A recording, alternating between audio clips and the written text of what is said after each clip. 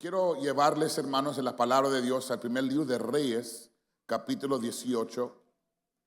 Primer libro de Reyes, el capítulo 18. Y vamos a leer por el momento dos versículos, el versículo 30 y el versículo 38. Y mientras que lo encuentren, he sentido de parte de Dios, ya comenzando el año y recientemente lo sentí más fuerte de parte de Dios, de enfocarnos todo este mes en el tema de la consagración. Pero enfocadamente para poder consagrarnos este mes de marzo. Y hemos sentido de parte de Dios de dedicar una semana entera, terminando este mes, los días 25 al 28, a una semana de consagración. Vamos a invitarles que estén aquí con nosotros desde lunes a jueves, cada noche en oración, pura oración. Estamos invitando al ministerio con sus esposas, familias, líderes, los que sirven aquí en la iglesia, cada miembro de la iglesia, del inglés y del español. Los queremos invitar a una semana de consagración. Y vamos a prepararnos todas estas semanas anteriormente para buscar el rostro de Dios. Porque queremos acercarnos a Dios. Amén, hermanos. Y yo lo he sentido fuertemente de parte de Dios. Y vamos a estar aquí de lunes a jueves. Y quizás alguien dijo, bueno, un jueves libre. No. No es un jueves libre. Vamos a estar aquí toda la semana buscando a Dios en oración. Vamos a dejar al Señor guiarnos a orar por ciertas necesidades, por las familias, matrimonios, sanidad divina, liberación, cosecha de almas, un avivamiento aquí en la iglesia en la ciudad de Phoenix. Pero sobre todo con el fin de acercarnos a Dios. De lunes a jueves, de marzo 25 al 28, aquí estaremos. Y luego vamos a terminar esta semana, que viene siendo la Semana Santa, aquí con el Viernes Santo, aquí celebrando la crucifixión del Señor Jesucristo y tomando la Santa Cena. Yo creo que ese culto se va a poner especial después de ese tiempo de consagración. Y luego aquí estaremos el domingo después para el domingo de resurrección, donde anticipamos experimentar el poder resucitador de nuestro Señor Jesucristo. Y queremos animarles, hermanos, vamos a venir, vamos a buscar a Dios. Yo sé que no va a haber canto, no va a haber enseñanza, predicación. Vamos a venir como una iglesia corporalmente a buscar a Dios juntos. Y esperamos un gran movimiento de Dios en estos días en el nombre del Señor. ¿Cuántos van a venir a orar con nosotros en estos días? Lo vamos a hacer con la ayuda de nuestro Señor. Y con eso dicho, hermanos, he sentido de parte de Dios hablar este mensaje en este día para iniciar estos días. Y también felicito a las hermanas damas y los jóvenes que esta semana también van a hacer actividades para acercarnos a Dios. Y les animamos a las hermanas damas, los jóvenes y todos que desean formar parte de esto. Vamos a iniciar este mes. Pero Dios puso un mensaje en mi corazón. Primero de Reyes 18 y 30 dice de la siguiente manera: entonces dijo Elías a todo el pueblo, acercaos a mí. Y todo el pueblo se le acercó. Y él arregló el altar de Jehová, que estaba arruinado. Entonces, alguien diga entonces. Entonces cayó fuego de Jehová y consumió el holocausto, la leña, las piedras y el polvo. Y aún lamió el agua que estaba en la zanja. Quisiera por los próximos momentos hablarles bajo el tema: primero el altar, luego el fuego. Primero el altar, luego el fuego. El fuego en la Biblia tenía una función importante, especialmente en el servicio al Señor, en el tabernáculo de reunión y en el templo en el Antiguo Testamento. Y debido a que el fuego que ardía en el templo había sido encendido por Dios mismo cuando dedicaron el templo al Señor, tenía que estar ardiendo continuamente. Es decir, fue el Señor que inició el fuego cuando dedicaron ese templo. Primero el tabernáculo de Moisés. Fue el Señor que encendió ese fuego.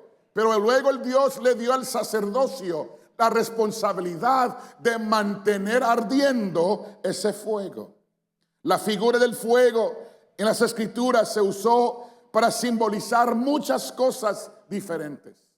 En Ezequiel capítulo 1, el fuego simbolizó la gloria de Dios. En 2 de Reyes capítulo 6, el fuego simboliza la presencia protector de Dios. Cuando el siervo del profeta no veía la salida y estaban rodeados de un ejército, el profeta le pidió a Dios que le abriera los ojos y él vio otro ejército alrededor de ellos también, que un ejército de fuego, y simbolizaba la presencia protectora de Dios. En Deuteronomio capítulo 4, versículo 24, el fuego simboliza la santidad de Dios. Zacarías 13 y 9, también el fuego simbolizó su juicio justo. Y en Isaías 66, versículo 15 y 16, simboliza su ira contra el pecado. Pero en la dispensación de gracia en cual nos encontramos nosotros, la figura del fuego de Dios se usa para hacer referencia al Espíritu Santo. Y ese fuego divino, como el fuego del templo, también debe de estar ardiendo continuamente. Cuando nosotros recibimos el don glorioso del Espíritu Santo, fue Dios quien inició ese fuego. Fue el Señor que nos llenó con ese fuego espiritual, celestial. Pero ahora nos toca a nosotros mantener ese fuego. Y es por eso ocupamos la consagración en estos tiempos, para mantener ese fuego del Espíritu ardiendo continuamente. Creo que todos estaríamos de acuerdo cuando digo que la iglesia de hoy necesita el fuego del Espíritu Santo como nunca antes. No me refiero, hermanos, solamente a buenos servicios o un sentimiento de gran emoción en nuestras iglesias, sino a un fuego que va a consumir el pecado. Dije, un fuego que va a consumir el pecado, que va a consumir la apatía, que va a consumir también la religiosidad. Un fuego que trae convicción. Oh, cómo ocupamos y necesitamos esa clase de fuego en este día. Un fuego que trae convicción a uno. Un fuego que trae unidad a la iglesia. Un fuego que inspira a la iglesia a actos de servicio. Un fuego que nos acerca genuinamente a Dios. Estoy hablando de algo más que un culto bonito. Estoy hablando de algo más que nos hace sentir bien durante un servicio. Estoy hablando de un fuego que trae convicción. Yo he estado en cultos increíbles a través de los años. Yo me acuerdo de un culto, un campamento de jóvenes algunos años atrás, que estamos hablando de la convicción del Espíritu Santo. Como cuando Dios viene a traer convicción a nuestras vidas. Y de repente pasaban los jóvenes uno por uno, sin pedirles. Pasaban al frente, ni aún acababa de ministrar, y pasaban y me confesaban sus pecados. Me decían, hermano, acabo de hacer esto, he participado en esto. Hice esto el otro día. Estoy envuelto en esta clase de vida, en este estilo de vida. Y venían uno por uno con lágrimas en sus ojos y nos confesaban tantas cosas, cosas grandes y cosas pequeñas, porque vino convicción del Espíritu Santo. Ahora, tener que confesarlo no era necesario, pero la convicción que venía sobre esos jóvenes, no sabían qué hacer. Confesaban. Otro campamento, y les voy a decir que tanto tiempo atrás fue. Estuve predicando acerca de la santidad de Dios, y de repente los jóvenes iban a sus cabañas y a sus carros a sacar sus discos compactos de música mundana y los tiraban ahí en el altar sobre la plataforma y caían a rodillas a llorar y buscar a Dios. Fue algo increíble. Dejaban drogas. Hasta un joven me dio una pipa de drogas, me puso en las manos una bolsa de marihuana, una botella de alcohol, lo puso ahí sobre el altar, porque Dios trajo convicción. Esa es la clase de fuego que estoy hablando en este día, hermanos. Que venga una convicción sobre nosotros, que tengo que hacer algo, me tengo que arrepentir, tengo que caer de rodillas, tengo que levantar mi voz, tengo que hacer. Esa es la convicción que necesitamos en estos tiempos. Y eso viene del fuego del Espíritu Santo. Un fuego que también consume el pecado. Es la clase de fuego que necesitamos. Pero escúchame bien cuando le digo, hermano, que este fuego no puede ser fabricado por el hombre, ni encendido por un programa intelectual. Es de origen divino. Proviene del mismo trono de Dios. Y nosotros necesitamos ese fuego santo en estos días. Dije, nosotros necesitamos ese fuego del Espíritu Santo. Y si queremos ese fuego, hay algunas cosas que tenemos que hacer primero. Y quiero usar como ejemplo el profeta Elías, que yo creo que él nos enseña cómo podemos encender este fuego en nuestras vidas. Porque sí, necesitamos fuego aquí en la iglesia, pero también necesitamos fuego en nuestras vidas personales. Fuego en nuestros corazones. Necesitamos en esta iglesia ministerios de fuego. Ministerios que impacten, ministerios que llevan a alguien más cerca a Dios. Un ministerio de fuego, pero si lo vamos a lograr, tenemos que hacer algunas cosas primero. En primer lugar, número 1, el profeta arregló el altar que estaba arruinado. Este es lo primero, el fundamento. Aunque esto se hizo bajo el Antiguo Testamento, el principio sigue siendo el mismo hoy. ¿Por qué necesitamos un altar? Ahora, aquí, este lugar aquí enfrente ha sido dedicado como un altar al Señor, un lugar de encuentro. Y sí, uno viene aquí y puede recibir de Dios. Uno viene aquí, puede ser tocado y transformado y por supuesto tener un encuentro con el Señor mismo. Pero también estoy hablando de un altar personal. Porque qué lástima sería que este es el único lugar donde me encuentro con Dios. Y tengo que esperarme los domingos para tenerlo. No, Señor. Puedes tener un encuentro con Dios todos los días. Puedes hacer un altar personal en tu vida a diario para hablar con Dios, conectarse con Dios, recibir de Dios y sobre todo acercarse a Dios. Todos aquí necesitamos un altar personal. Pero déjame ilustrarlo de esta manera. ¿Por qué necesitamos un altar? Simplemente, hermano y amigo, para morir sobre ello. Porque en el Antiguo Testamento los altares eran lugares de muerte. ¿Lo sabían, hermanos? Se encontraban los restos de animales sobre esos altares.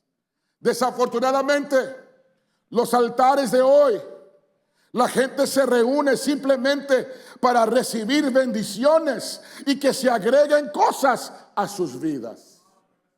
El altar, hermano, no es el lugar de reunión del club de bendiciones.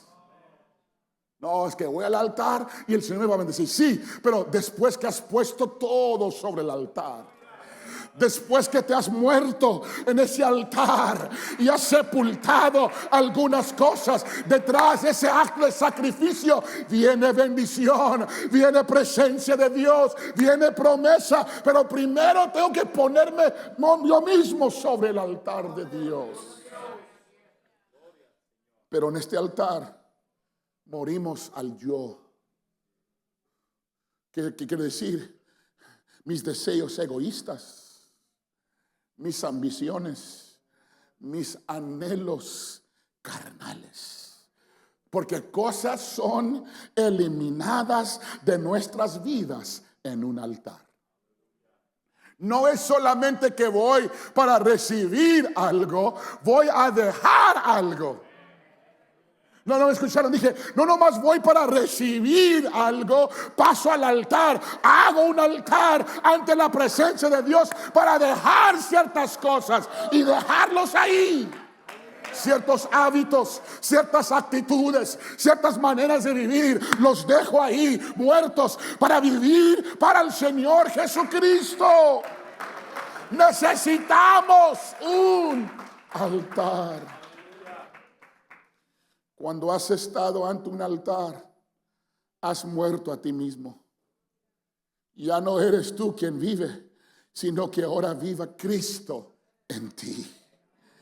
Ya no vives para ver tus metas realizadas, sino para cumplir su propósito divino y la misión para tu vida. Si no estoy viviendo de esa manera, quiere decir que no tengo un altar.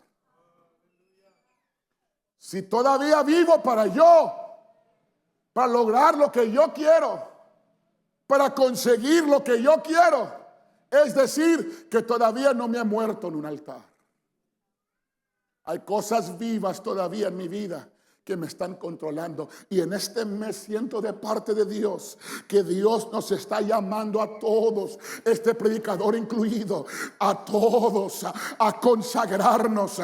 Y en esa consagración también tengo que dejar ciertas cosas. No nomás es adquirir una vida de oración. No nomás es adquirir ciertos hábitos espirituales. Es también dejar ciertas cosas.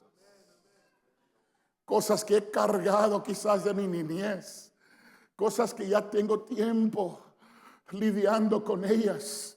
Cosas ligadas a mi vida que por ahora y para siempre quiero estar libre de ellas. Necesito consagrarme. Necesito un altar para llegar a ese lugar.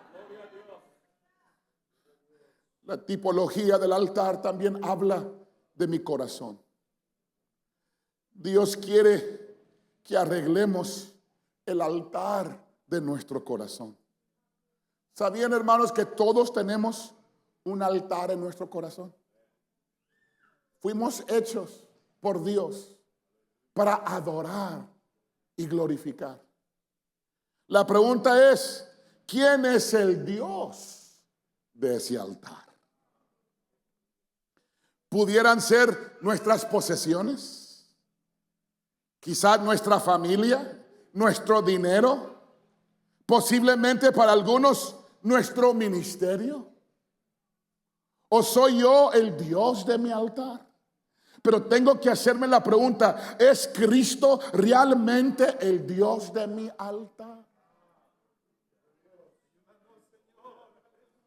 Porque hay algunos que vivimos para otras cosas y no para Dios. Si tu patrón te llama y te dice, tienes que trabajar el sábado, dices, bueno, tengo que hablarle con la esposa, con los hijos, decirle, no vamos al parque el sábado, tengo que trabajar. Pero si les llamamos a oración, no, es que pastor, no puedo. ¿Cómo le digo a los hijos que no les voy a llevar al parque? Porque tenemos que ir a orar. Es decir, cuando alguien habla así, hermanos, es porque no ha muerto todavía en su altar. No le das excusa al patrón, pero tienes muchas excusas para Dios. No, es claro que venir un jueves es difícil. Es que ustedes pidan mucho de nosotros, hermano. Ve y busque un hermano aquí de otros tiempos, de tiempos pasados, y te van a decir, aquí estábamos los martes, los jueves, actividad viernes, sábado y el domingo todo el día. Y olvídese si un predicador bueno pasaba por aquí 3, 4, 5, 6, 7 días consecutivos de avivamiento, semanas consecutivas de avivamiento, y los hermanos contentos. Amén, hermanos, de aquellos tiempos, ¿se acuerdan? Bonitos tiempos que teníamos. Y ahora jueves, ay, pastor, ay, pesadísimo que está esto. Ser un apostólico en el 2024, ay, un culto de 2 horas los domingos, antes eran como 3 y 4 horas, hermano. 3 peticiones, 2 cantos especiales, un sermón antes de la ofrenda y otro sermón después de la ofrenda. Y ese ministro que no le tocaba, quizás por meses, le tocaba despedir y sacaba ese sermón que tenía guardado antes de despedir el culto. ¿Cuántos se acuerdan? Levanten la mano si se acuerdan de esos tiempos. Yo me acuerdo. Como que si fuera ayer. Se escaparon la mayoría de ustedes. ¿Se acuerdan, hermano, yo de esos tiempos? Pobre hermano, yo tocando por horas ahí sin parar porque todo el mundo quería cantar. Pero ahora como que lo hemos aflojado un poco. Y ahora oración, no podemos. Y yo digo con amor, hermano, y misericordia, pero de parte de Dios, que necesitamos consagrarnos en estos tiempos. Necesitamos arreglar nuestro altar. Déjeme ponerlo de esta manera. Necesito reedificar el altar que ha sido arruinado por el pecado y la negligencia. Muchas de las cosas no es solamente por el pecado, es que hemos dejado pasar ciertas cosas. No hemos estado enfocados en la oración. Hemos dejado días pasar sin orar y buscar a Dios.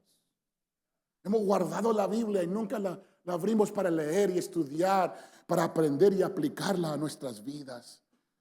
Necesito reedificar, o mejor dicho, arreglar ese altar de mi Dios. Y por supuesto, el pecado me aleja de Dios.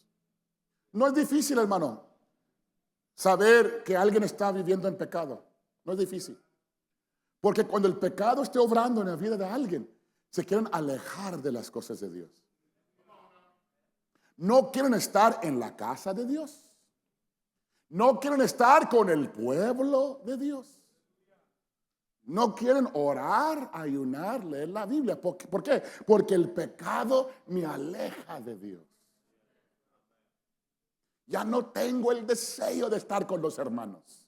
Ya no tengo el deseo de buscar el rostro de Dios. Eso es una evidencia de que el pecado está entrando a mi vida.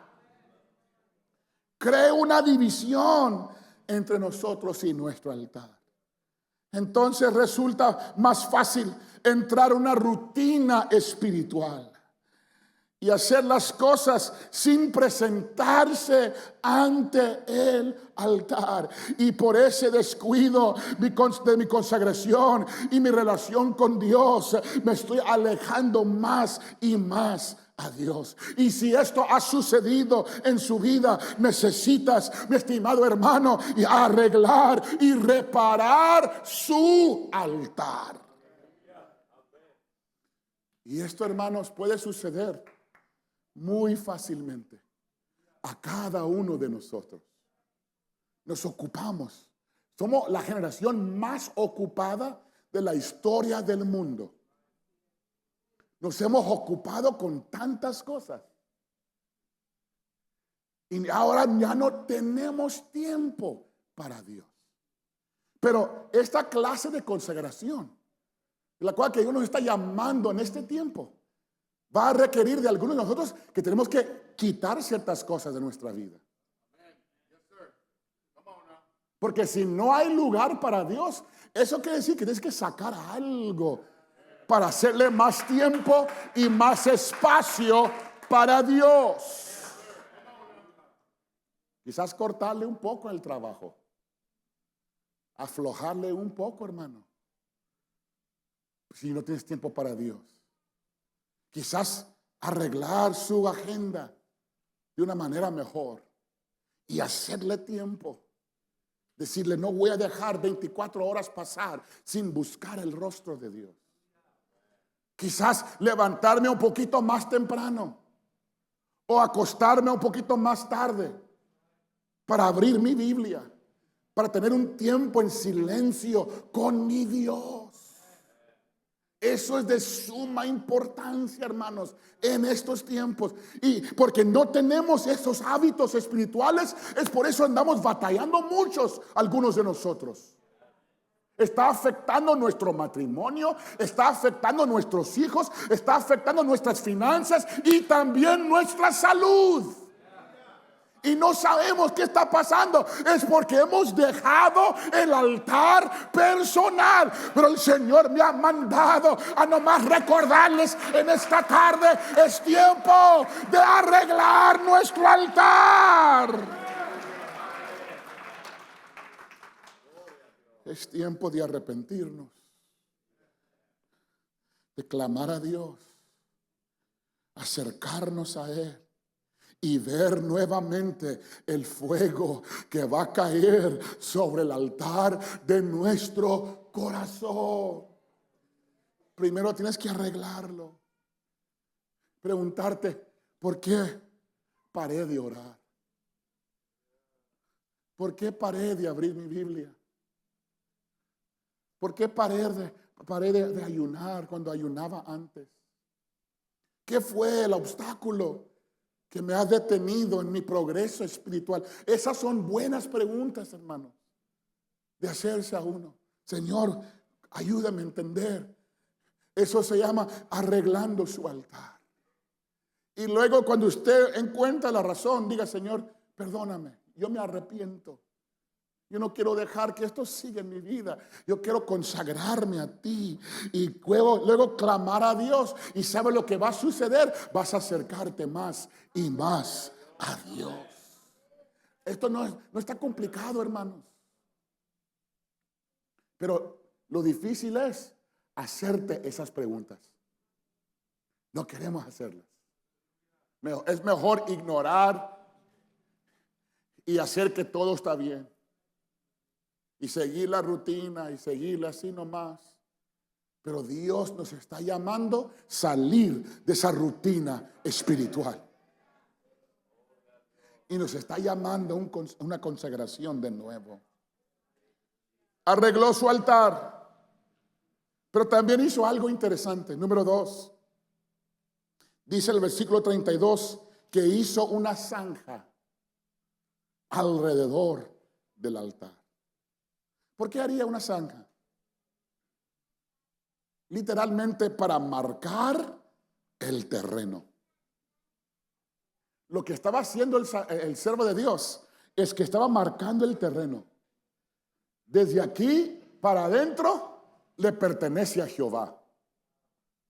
Lo de aquí para allá pertenece a los demás.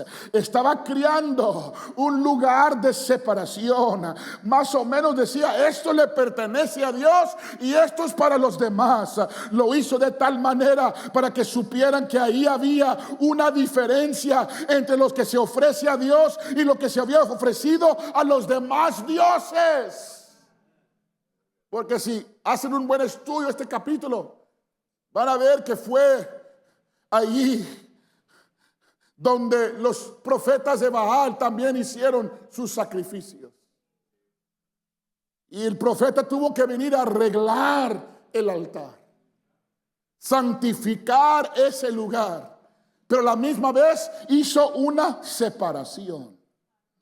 Esto se hizo para mostrarle al pueblo de Dios que lo que se le da a Dios debe ser santo, debe de ser santificado. Un Dios santo merece un sacrificio santo y puro. En otras palabras, lo que se le ofrece a los demás dioses no es para nuestro Dios. Él merece algo santo, Él merece algo puro y santificado. En otras palabras, nuestro Dios merece lo mejor. No quería los restos de los sacrificios anteriores. Quería una ofrenda santa. El pueblo de Dios se le estaba mostrando que el fuego santo requiere un sacrificio santo. La zanja representa la separación. Alguien diga la separación. Separación del mundo y sus influencias. ¿Sabías, hermano, que somos un pueblo separado por Dios? Que desde el principio Dios ha tenido un pueblo separado, un pueblo diferente, un pueblo único, un pueblo purificado, y nosotros en el 2024 somos ese pueblo separado del mundo para poder ser separado para con Dios. No podemos olvidarnos de este versículo. 2 Corintios 6 y 17. Mira lo que dice. Por lo cual, salid de en medio de ellos y apartaos, dice el Señor, y no toquéis lo inmundo, y yo os recibiré. Somos un pueblo separado. Es decir, que nosotros vivimos de una manera diferente. Nosotros hablamos de una manera diferente. Nosotros nos comportamos de una manera diferente. Nosotros nos vestimos de una manera diferente. Nosotros tratamos a la gente de una manera diferente. En cada lugar, en cada momento somos diferentes. Y esto es relevante aún en estos tiempos de ser un pueblo diferente. Y la consagración, hermanos, nos ayuda a llegar a ese fin. Que sigamos siendo un pueblo santificado a Dios. Nuestros sacrificios deben ser santos. Debe haber una línea de separación entre nosotros y el mundo. Una línea de distinción. Y esto es lo que el profeta Elías intentaba enseñar al pueblo de Dios. Somos diferentes. Adoramos diferentes. Vivimos diferentes. Estamos en este mundo, pero no somos de este mundo. Porque sacrificios extraños producen un fuego extraño. Y nosotros queremos un fuego santo en esta iglesia. Queremos fuego santo en nuestras vidas. No algo extraño. Porque sí, Dios nos ha llamado a ser diferentes, pero no raros. Ahorita hay grupos que se proclaman ser iglesias, que hacen cosas raras. Y más raro piensa que es más santo. Y uno ve los videos y dice, qué increíble esta gente. Y el mundo dice, así son todos los pentecostales cristianos. Así son todos los que creen en Cristo. No, es que entre nosotros hay raros también. Gente rara. Yo llegué a una iglesia donde, yo no sé en dónde aprendieron, pero le pusieron how do you say a rug in Spanish? Una alfombra ahí detrás del púlpito. Y nomás el pastor podía pararse de esa alfombra. Y otro ministro venía y sacaban ahí la alfombra. Y yo estuve parado ahí. ¿Me van a dejar pararme sobre la alfombra o no? Y no, el ujier lo quitó y sin alfombra allí yo ministré. Y dije, esto es raro. Pero no, es que aquí es santidad. No, es algo raro. Quítese de eso, es raro. No es bíblico, no está en la Biblia. Si vamos a ser santos es porque nos hemos separado para Dios. Nos estamos acercando a Dios, no para vernos diferente, es para vivir diferente. Fuegos extraños, cosas extrañas. No. Un sacrificio santo va a producir un fuego santo. Arreglando el altar también, hermano y amigo, representa un verdadero arrepentimiento. El profeta entendió que el fuego no caería sobre un altar impuro, arruinado, pero se tomó tiempo para arreglar y repararlo. Si vamos a ver un verdadero avivamiento genuino en nuestra ciudad e iglesia, debemos tomar el tiempo para arrepentirnos. Porque es bíblico arrepentirte, hermano. No nomás antes de bautizarte, pero vivir una vida arrepentida. Es decir, todos los días me levanto a arrepentirme delante de Dios. Perdóname, Señor, por esos pensamientos. Perdóname por lo que dije. Perdóname por lo que entró a mi corazón. Perdóname por esto. Y todos los días arrepentirme ante el Señor. Y no dejar que se crea un obstáculo entre yo y el Señor. El avivamiento, hermano, no comienza en la plataforma. Comienza de rodillas en oración. Tenemos que orar como nunca hemos orado. Y eso me lleva a lo siguiente. Esto es lo que Dios puso en mi corazón. Y quiero sembrarlo en su corazón esta tarde. Dios comenzará a moverse como nunca antes. Cuando comenzamos a buscarlo como nunca antes. Si vamos a ver cosas que nunca hemos visto, vamos a tener que hacer cosas que nunca hemos hecho. Si estoy orando una media hora, tengo que añadirle otra media hora. Si le ayuno a Dios un día a la semana, tengo que añadirle otro día. Si leo un capítulo de la Biblia al diario, tengo que añadirle otro capítulo. Es decir, que tengo que hacer un poco más si quiero ver más. Y es muy interesante en estos tiempos. Queremos más y hacer menos. Queremos un matrimonio bendecido, prosperado en victoria, pero no queremos trabajar y sembrar y invertir en ese matrimonio. Queremos que nuestros hijos se crezcan con valores, con un temor a las cosas de Dios y que se entregan a Dios. Pero eso no suceda de un día al otro. Uno tiene que trabajar, uno tiene que hacer tiempo, uno tiene que modelar y ser ejemplo para esos hijos también. Y queremos que la gloria caiga cada vez que tocamos el micrófono, sin saber que uno tiene que pagar un precio grande. Grandísimo es el precio, hermano. Yo pudiera pasar todo el resto del día hablando del precio, de los rechazos, del odio, de los malos entendidos, de cosas que vienen en la vida de uno que quiere ver la gloria de Dios. Hay un precio que se tiene que pagar. Hay algo que uno tiene que estar dispuesto a hacer. Pero queremos tomar una píldora y quedarnos sanos y saludables.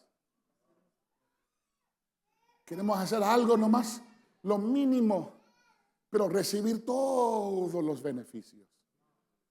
Pero esto te va a costar, hermano. Esto nos va a costar a nosotros. Y es hora de arrepentirnos de nuestra actitud de lo mismo como siempre. Arrepentirnos por creer que podemos encender el fuego con nuestros programas, ideas y esfuerzo. Los altares arreglados verán fuego fresco. Otra palabra que Dios me dio que quiero entregarles hoy es lo siguiente: cuando arreglamos nuestro altar, Dios arreglará lo que está arruinado en nuestras vidas y ministerios. Aquí hay vidas arruinadas en este lugar. Aquí hay gente quebrantada, con relaciones quebrantadas, con familias rotas. Pero si usted en este día, amigo aún que me está escuchando en esta tarde, si usted comienza a arreglar un altar a Dios y decirle: desde este día en adelante voy a buscar más de Dios. Desde este día en adelante voy a dejar de hacer ciertas cosas para acercarme a Dios. Dios va a arreglar esos otros lugares de tu vida.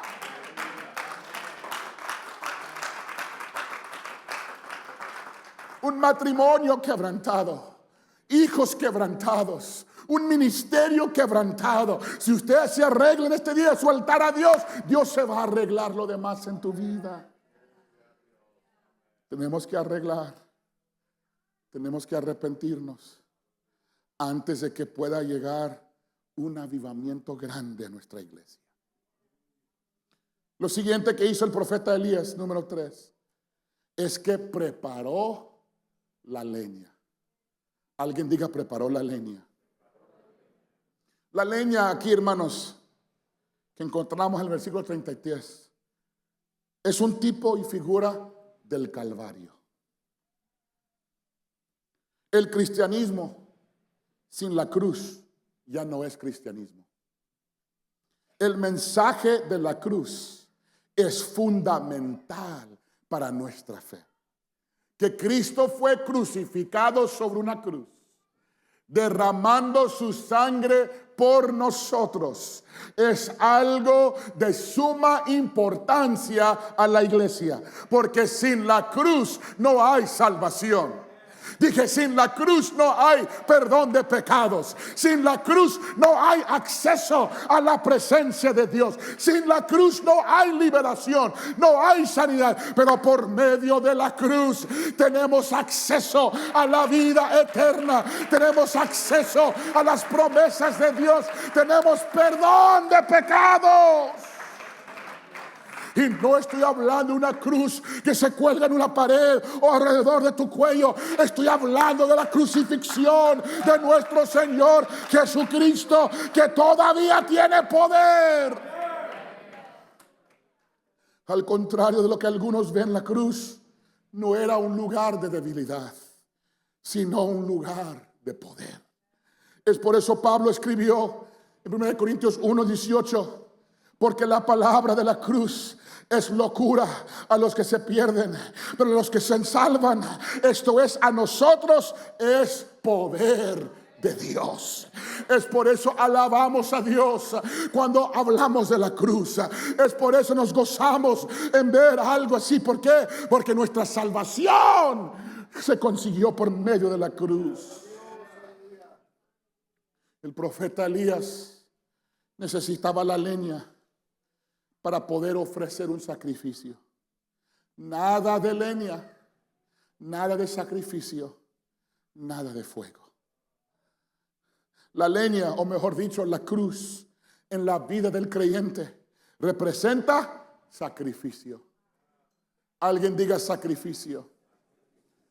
¿Qué quiere decir? Pagar un precio.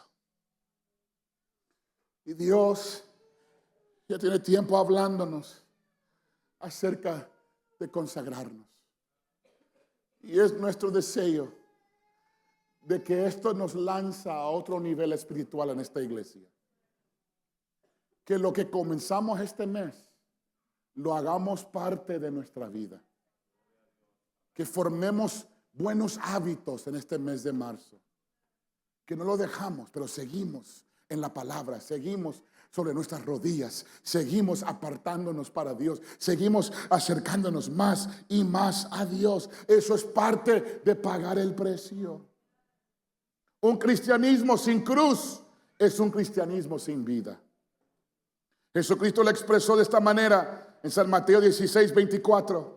Entonces Jesús dijo a sus discípulos: si alguno quiere venir en pos de mí, niéguese a sí mismo y tome su cruz.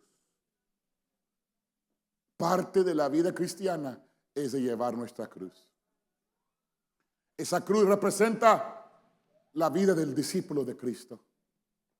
Representa disciplinas, o es decir, hábitos espirituales. El cristianismo se logra caminando todos los días por medio de estas disciplinas espirituales. Muchos batallan en su vida porque no han adoptado estas disciplinas. Si le preguntara en dónde está su Biblia en su casa, ¿lo podías encontrar, hermano? Es porque necesitamos disciplinas espirituales. Si le preguntara cuánto tiempo oraste la semana pasada, no contando el jueves y el domingo y por la comida. Si acaso lo hacen todavía algunos. Es que necesitamos hábitos espirituales. Si vamos a ser verdaderos seguidores de Jesucristo, tenemos que tomar nuestra cruz. Si vamos a ver caer fuego sobre nuestras vidas, ministerios e iglesia, vamos a necesitar algo de leña sobre ese fuego. En otras palabras, nos va a costar algo. El avivamiento llega cuando se ha pagado un precio. Cuando hayamos dejado de lado nuestras agendas personales, negándonos a nosotros mismos, tomando nuestra cruz, siguiendo a Jesucristo donde quiera que Él nos lleve, sin importar el costo. Entonces vendrá el avivamiento. Primero la leña y luego el fuego. El fuego que cae es un acto de Dios en respuesta a que estemos dispuestos a poner un poco de leña en el altar. Y esto es lo que vamos a hacer en este mes. Añadirle más leña al fuego espiritual de nuestras vidas. Comenzar haciéndolo en casa, en nuestras vidas personales. Y luego vamos a llegar a esa última semana de marzo y lo vamos a hacer como iglesia. Y yo creo que después de eso va a caer el fuego del Dios sobre nuestros altares, sobre nuestros corazones. Pueden decir amén a esto. Y lo último, si puede pasar el pianista, termino. Una última cosa que me gustaría que notaremos aquí. Número 4, dice que derramó agua sobre el sacrificio. El agua es tipo y figura de la palabra de Dios. Hemos hablado del altar, oración, arrepentimiento, separación, pero también es importante no olvidarnos de la palabra de Dios. El profeta Elías les dijo que derramaran agua sobre el sacrificio 1, 2 y 3 veces. ¿Por qué fue esto así? Porque así obra la palabra de Dios en nuestras vidas. paso a paso, limpia, purifica, hace una obra de santificación por medio del Espíritu Santo. Necesitamos la palabra de Dios. Alguien diga la palabra de Dios. Déjeme darle este versículo, Efesios capítulo 5, versículo 25 al 27. Efesios 26. 5:26. Mira lo que dice: para santificarla, habiéndola purificado, hablando de la iglesia, en el lavamiento del agua por la palabra, a fin de presentársela a sí mismo una iglesia gloriosa, que no tuviese mancha, ni arruga, ni cosa semejante, sino que fuese santa, sin mancha. Es decir, que la obra que Cristo está haciendo en la iglesia en esta hora es para poder presentarla santa y sin mancha. Pero déjame decirles, esta es la santidad producida por la palabra. ¿Sabías algo, hermano? No te puedes hacer santo. ¿Sabías? No me convencieron, está bien. Es verdad, de todos modos. Nosotros pensamos que yo me hago santo. Como me visto, como me comporto, como hablo, me hago más santo. Y si hago cosas raras, más santo todavía. Mira qué santo el varón. Cómo se arrastra por el piso. Habla en hebreo el varón, qué santo. Porque lamentablemente hay apostólicos que dicen que si hablan mucho del hebreo, de los judíos, son más santos. No, Señor. Dios te hace santo. No lo creemos. Está bien. Apenas vamos empezando esto, hermanos. No se preocupen. Porque tenemos que programarnos de nuevo, algunos de nosotros. Porque para algunos esto nomás es la santidad. Como hablan, no es santidad. No quieren orar, no quieren ganar almas, quieren hablar de la gente, pero se ven muy santos. Tú no te puedes hacer santo, hermano. Yo no me puedo hacer santo. Dios es quien nos santifica por medio de su Espíritu y por medio de su palabra. Y para el resto que no aplaudieron, déjenme llegar a ustedes también. Después de esta obra de santificación, vas a hablar diferente, vas a vestirte diferente, vas a comportarte diferente. El resto de Dios está aplaudiendo eso también. No les gustó. Bueno, hermanos, ¿qué les digo? Palabra de Dios. Porque tenemos todavía cosas que aprender, hermanos. No hemos llegado a la cumbre de la vida apostólica. No hemos llegado a la perfección. Un día vamos a llegar a ese lugar de perfección, pero todavía en este tiempo Dios va perfeccionándonos, santificándonos, lavándonos. ¿Por medio de qué? Por medio de su palabra. Santidad producida por la palabra. Es por eso tienes que estar aquí los domingos. Te conviene venir los jueves. ¿Por qué? Porque todo este sermón Dios está usando su palabra para santificarnos. Algunos esto nos ha incomodado, pero esa es la obra de santificación. Los padres lo saben. Cuando estás bañando a esos niños pequeños y vas ahí y dicen, ay, no tanto así, daddy, no, mami, no, porque andas bien sucio. Se incomodan. Y así es como yo lo veo cuando vamos predicando y andan.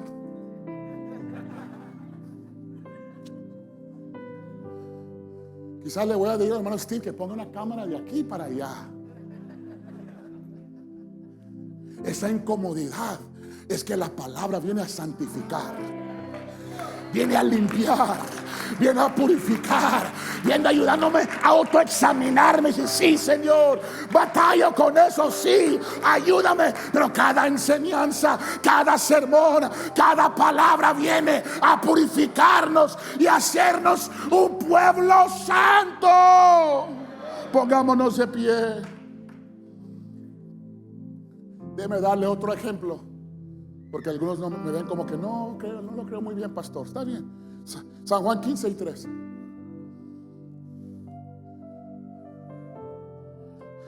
Ya vosotros estáis limpios. ¿Por qué?